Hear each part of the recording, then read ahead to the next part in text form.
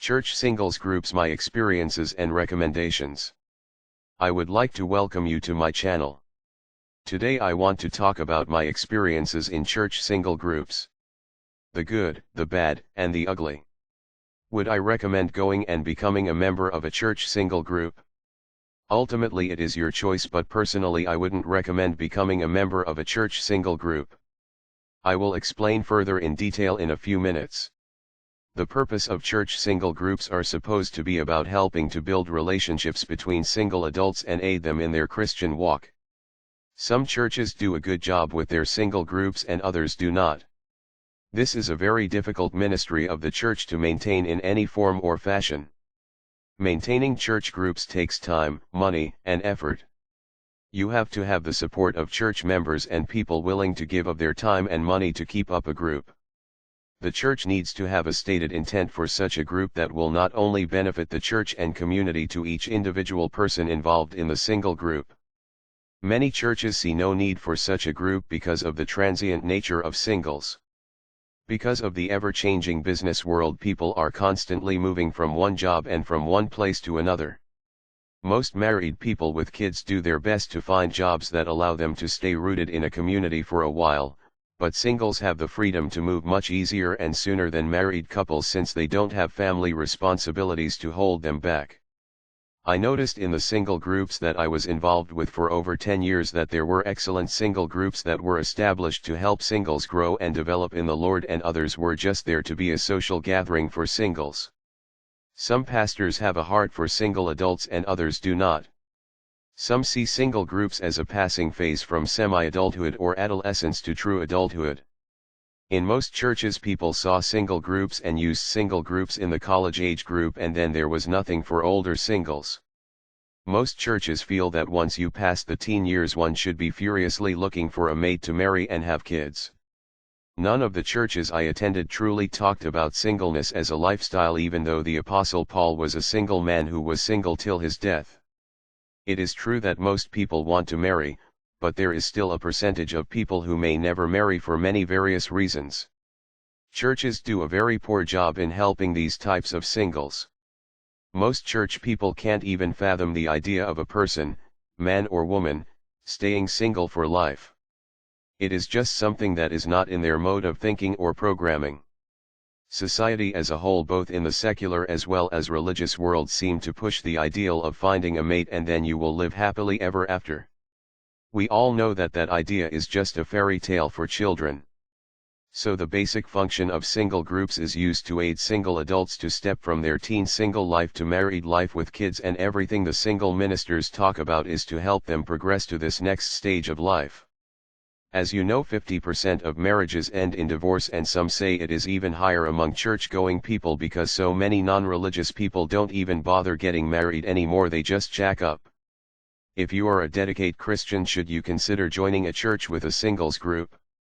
That is your choice. I did many years ago in my early 30s. I had lived in a small town during all my 20s. None of the churches in my area were not large enough to have single groups. So when I got a chance to live in a larger city that had a large church single groups, I was delighted to join a church that had a large single group. Yes, it was fun to have friends near my own age that were single to talk to and hang out with, since it was so difficult to find friends to chat and hang out with in the small town I lived in.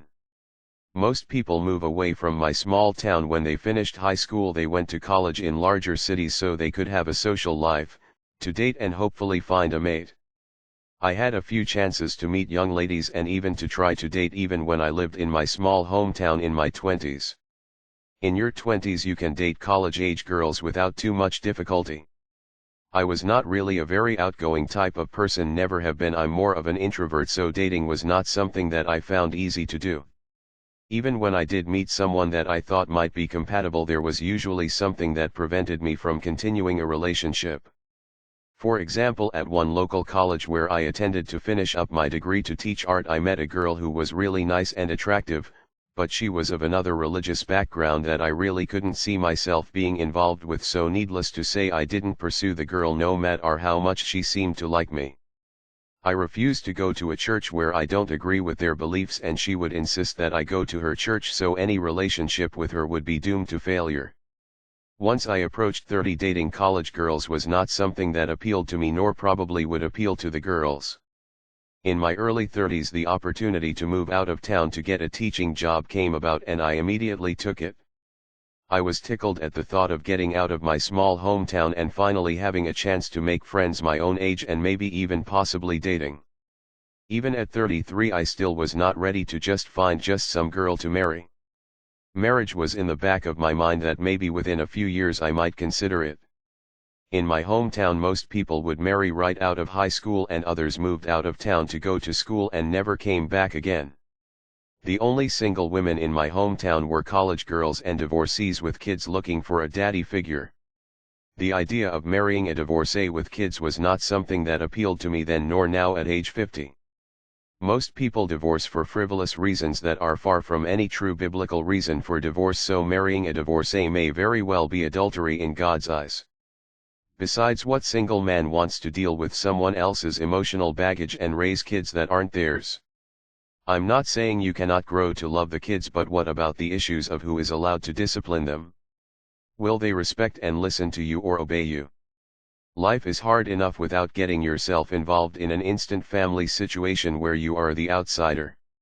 You weren't there when the kids were born, you don't know them nor their family and in-laws. Then there is the issue of the ex-husband. Do you have to deal with him? Is he a good person or someone really hard to get along with?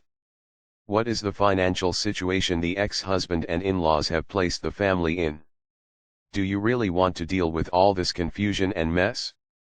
I had all of this in the back of my mind when I was going to church single groups. As soon as I got involved in church single groups, my mind was really open to the truth and nature of people and women in particular.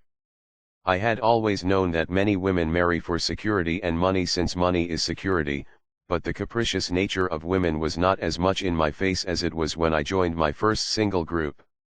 Unlike other people who call themselves MTOW, I am not going to list all kinds of grievances about and against women and their nature here, because I can tell you I saw some pretty ugly actions by single men as well. For example, in this one group there was this one guy who was only there to find a girl to date. He was very rude and nasty to me. Perhaps he saw me as a threat to him or a nuisance or an annoyance, I'm not sure which. One time he literally jumped in front of me and almost knocked me to the floor to try to get to speak to this young lady before I could. He also made some unkind comments about me in front of others to put me down to increase his SMPV, sexual marketplace value. I never said anything ugly in return because as a Christian there is no excuse for it.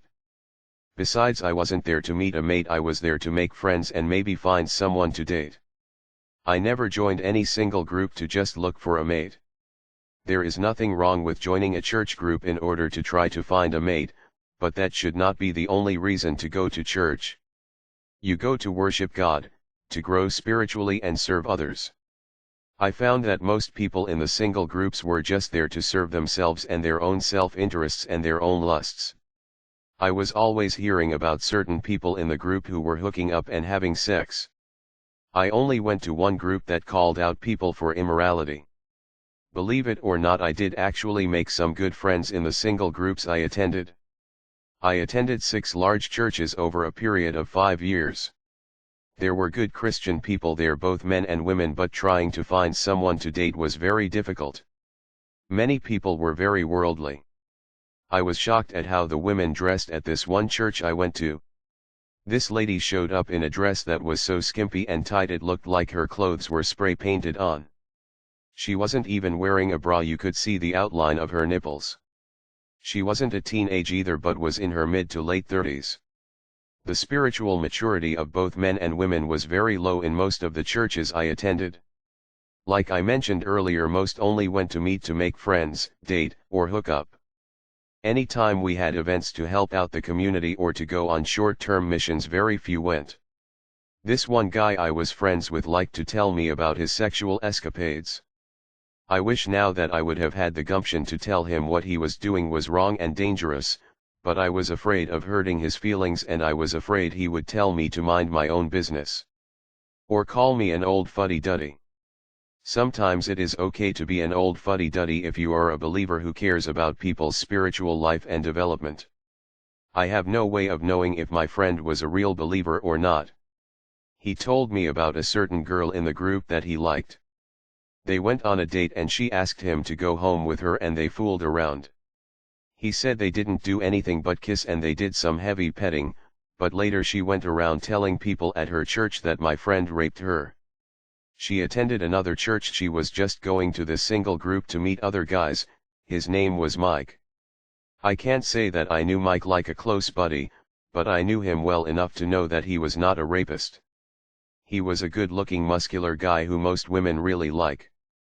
He could go to any club and find a girl to take home and have sex with if he wanted to. This girl didn't go to the police but just told her friends at her church that Mike raped her. If Mike really did rape her, she should have gone to the cops. I don't believe her story. Mike was and is not a violent guy. He wouldn't have hurt a fly, let alone forced himself on her. Personally, I think the girl lied cause she was one of these extreme Pentecostals that think just having lustful thoughts about a person of the opposite sex is sin, so she was ashamed of how far she went with him, so she blamed him for her indiscretion to make her feel better for her sin. Some women have to have someone else to blame for their behavior and their feelings. I wished I had told Mike that he should never get involved with such women. She was unstable mentally. Besides, as a Christian you should never go home alone with a woman. She could accuse you of rape. They could have had sex and she could have gotten pregnant. Mike would end up being a father or worse, received an unwanted STD. It was unclear if she was having multiple affairs with other guys. You never know with unstable women who she was seeing and having sex with. A Christian male or female should abstain from immorality, that is not to have sex with anyone you are not married to, at all times to protect themselves physically and spiritually. If you are single for any length of time and ever decide to go to a church single group, you will discover that there is a lot of social pressure to date and marry. If you have other ideas about just staying single, you're going to get ostracized or made fun of. I still was under the impression at the time, this was about 12 years ago, that maybe one day I might find someone someday to marry. I can tell you this after going to 6 large single groups and meeting the kinds of people I have met over the years. It would be like finding a needle in a haystack to find someone that you are compatible with to marry. Another good buddy of mine, who is a godly man of God, lived in the same larger city I lived in and we met at church. He lived in the area for over 20 years and only dated one girl at church. That relationship ended abruptly in disaster. She sounded like another mentally unstable female. He decided to try to find a girl online. After about 3 years of unsuccessful online dating on a Christian dating site, he finally met a girl who he was not only attracted to physically and emotionally and had things in common with, but who was actually a real Christian who loved the Lord and others as well. He dated this lady for about 6 months and then they got married. They are still married to this day. She is a fine, lovely lady originally from the Philippines. It seems that more foreign women are better at relationships than American women are. Many young American women are spoiled and narcissistic and used to having their own way and unwilling to compromise. In the single groups I went to, there were some foreign women in this one particular group.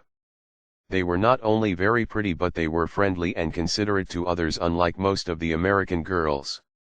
I think one of the main problems was that there were more single men in these groups than women, so the women could be very picky since they had more guys to choose from. Now, out of the various groups I went to, I did meet women who were interested in me, but there were good reasons why I didn't want to get involved with them. One girl was way too young and immature for me.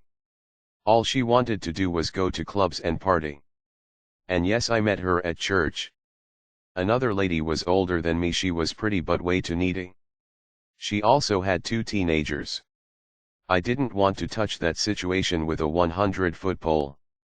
And the main church I went to, where I was a member of, there was a girl there who was crazy for me, but I just wasn't attracted to her. I thought she was a great girl, but I am sorry, I can't date nor marry someone I am not attracted to. So that is the reason I am still single. I am not about to marry anyone unless they meet the following 5 expectations. 1. I am attracted to her. 2. She and I have the same religious background. 3. We have many things in common with. And 4. Someone who refuses to get divorced. And fifth, she is a real dedicated Christian who loves God and others like herself and is willing to compromise. If I were to meet anyone who meets all 5 of these expectations, then I might consider marriage, but so far I have not met anyone that even meets 2 of these yet. As I have gotten older and more set in my ways, I added a 6th expectation: someone who has never married and doesn't have kids. Well, this makes finding a date or potential marriage partner almost impossible. So after my own personal experiences as well as with talking with other singles in various single groups, my discoveries of church singles groups is that there are a lot of unhealthy, mentally unstable people in church single groups. So you best be aware of this and be careful in your dealings with such people. I found it really hard to make friends since most groups were very cliquish. However, if you work at it, you will make friends if you try. The social pressure is still high there in these groups to date. Don't date out of obligation from social pressure. If you do, you will be sorry. I stopped going to one church for a while cause I got tired of all the pressure to date, and there were females in this one group who did nothing but gripe and complain that no one was dating them. They didn't realize that their attitudes was what kept guys from asking them out. They weren't friendly to anyone. I was always told it was easier to catch flies with honey instead of vinegar. These girls needed to learn this little truth. They would sit in a huddle and complain while a group of guys sat across the room. All they had to do is when a guy walked by was to smile and say hi and be friendly, and the guys would ask them out. Their mouths and their nasty attitudes kept them dateless and single. It was so difficult to find normal girls to date who were attractive and not obese, who didn't have emotional baggage or were divorced with kids, and who weren't mentally unstable. If you do find a normal nice girl, then you are blessed. I'm sure the ladies may say the same thing about the guys. Just like the old adage says about making friends, you have to be friendly to make friends. Well, you have to be a well-rounded, stable adult who is willing to compromise to have any kind of meaningful relationship with the opposite sex. There are way too many emotionally stunted and damaged people in singles groups for there to be any real lasting relationships that lead to marriage. I tend to say avoid single groups like the plague, but if you do join one, use your best judgment in dealing with people in singles groups. Let the Holy Spirit be your guide in life, in every part of your life, especially your dating and social life. He is there to guide and protect you. Guard your heart. Don't fall into sin and temptation. Keep your hormones and emotions under control. Don't let lust rule your mind. One pastor said, think with your big head. Go to church for the right reasons, and I believe God will bless you. Don't forget to ask Him for guidance anytime you need Him. Thanks for listening, and I pray God will bless and guide you every single day.